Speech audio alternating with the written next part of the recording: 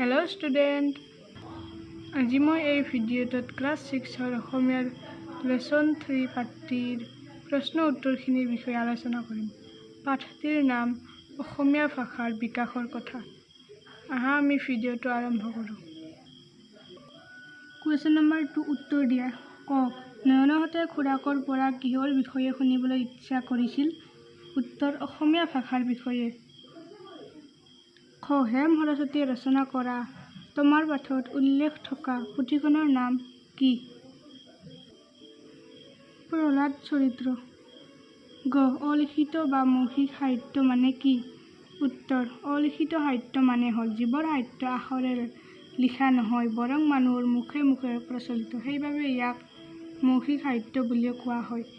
খ ভাষাৰ দুটা উপাদানৰ নাম লিখা। উত্তৰ ধ্বনি আৰু ৰূপ। ঙ অসমীয়া ভাষাটোৱে কেতিয়া স্বকীয় ৰূপ লাভ কৰিবলৈ আৰম্ভ কৰিলে? উত্তৰ আনুমানিক 10ম শতিকামানত ই স্বকীয় ৰূপ লাভ কৰিবলৈ আৰম্ভ কৰিলে। প্ৰথম অসমীয়া শব্দটোৰ প্ৰচলন কাৰ আমলত বেছিকৈ হৈছিল? উত্তৰ অসমীয়া শব্দটোৰ প্ৰচলন ইংৰাজ আমলত বেছিকৈ হৈছিল। কুৱেশ্যন নম্বৰ 3 শব্দ সম্ভাৰ বা অভিধান চাই শব্দাৰ্থ লিখা। ইয়াত আছে ত্ৰয়োদশ স্থানীয় নিগাজী স্বকীয় আমল আৱাসভূমি উপাদান অলিখিত আৰু অনুকৃতি। ত্ৰয়োদশ মানে 13 সংখ্যক, স্থানীয় মানে নিজৰ অঞ্চলত,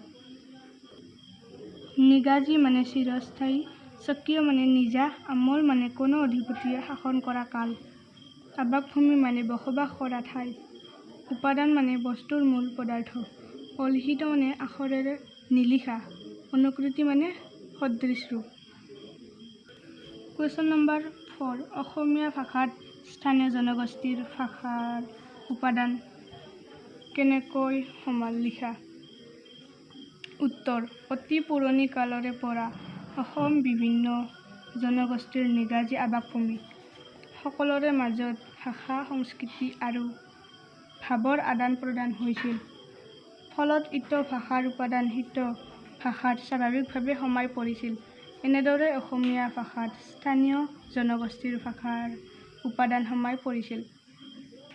ভিডিঅ'টো চাই যদি ভাল লাগে লাইক শ্বেয়াৰ এণ্ড কমেণ্ট কৰিব। লগতে এতিয়ালৈকে যদি চেনেলটো ছাবস্ক্ৰাইব কৰা নাই প্লিজ চেনেলটো ছাবস্ক্ৰাইব কৰি দিব। আজিলৈ ইমানেই, আকৌ এটা নতুন ভিডিঅ'ত লগ পাম।